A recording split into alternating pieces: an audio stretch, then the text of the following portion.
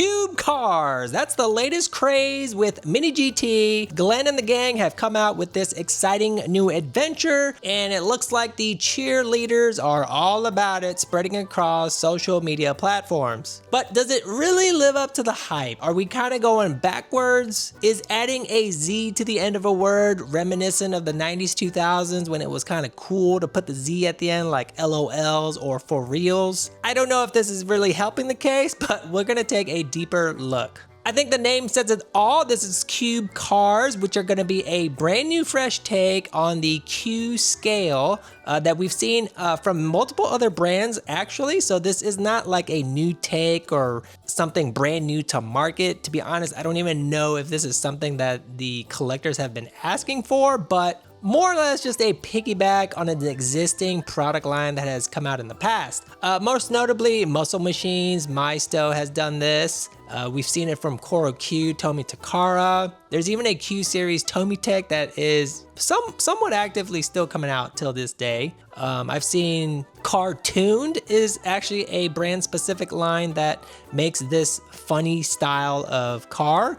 I've seen unlicensed brands like something called Era Q in the past try and do something like this. I'm not sure what happened to them. They were more specialized in the resin product line, and they may have disappeared off the face of the earth for making unlicensed products, hopefully. But there is a little bit of lack of originality. However, I think what the plan is with Glenn is he's able to use his branding, his presence, his collaboration with some of the overseas aftermarket performance shops. So some of these other Q scales are not making that type of setup. So this is a little bit of an exploitation of that power that Glenn has to try and come out with this Q scale. So I'm not sure how innovative this is gonna get. He did mention that it's gonna be a diecast product. Not sure if that's gonna really help the case of it being a Q scale. I mean, most Q scale cars are plastic already. Cartooned might be diecast. Someone can help me out in the comments below on that, but if it's plastic, if it's metal, I mean, I don't think that's gonna be a deal breaker for Q car collectors, but we'll have to see.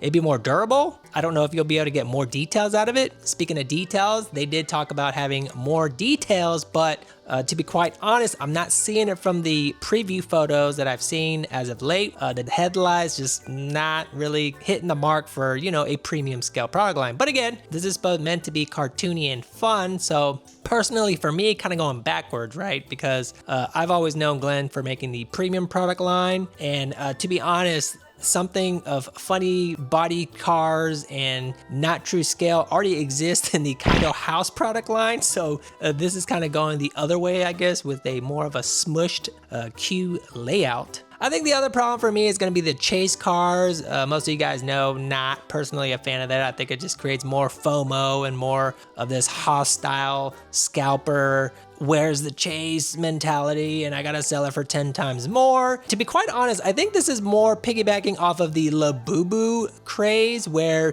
you know, you've got a box within a box, right? And you don't know where the secret car is. So I think the QubeCarz are gonna be using the same strategy of making sure that the chase car is quote unquote hidden. I'm sure these resellers will try to find a way to know where the chase car is every single time.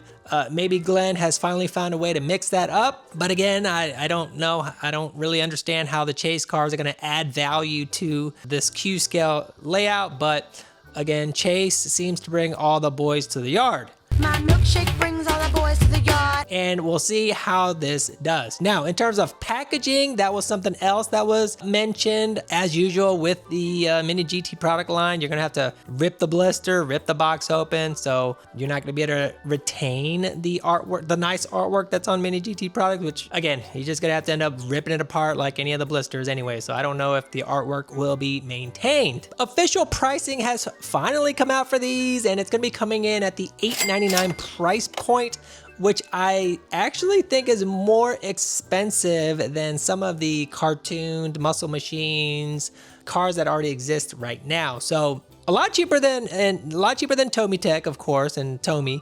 Penny racers was a big thing back in the day, but they also have added features of, you know, a rollback action. That's gonna be coming in around like the 20-ish range if I'm not mistaken. They also have really cool setups like EG Civics, Ferraris. They even have this really cool MR2, which is part of their new lineup, where you can like reposition the wheels, make it look like it's doing something fun and funny. Not my thing personally. Maybe you guys like it, nothing wrong with that. So, you know, you do you. I'm more going towards the premium, professional, like in kind, true scale type of thing, right? Trying to live the nostalgia of some of the cars that we remember and currently exist today. So my final thoughts, not something that I'm gonna be jumping on the bandwagon on. I think to me, it's a little bit too gimmicky. Definitely no knock on Glenn to explore new realms. And maybe there might be a time where Glenn might even start making micro machine versions of this stuff, right? So I could even see that in the pipeline. So let me know what you guys think, and I'll see you guys in the next video.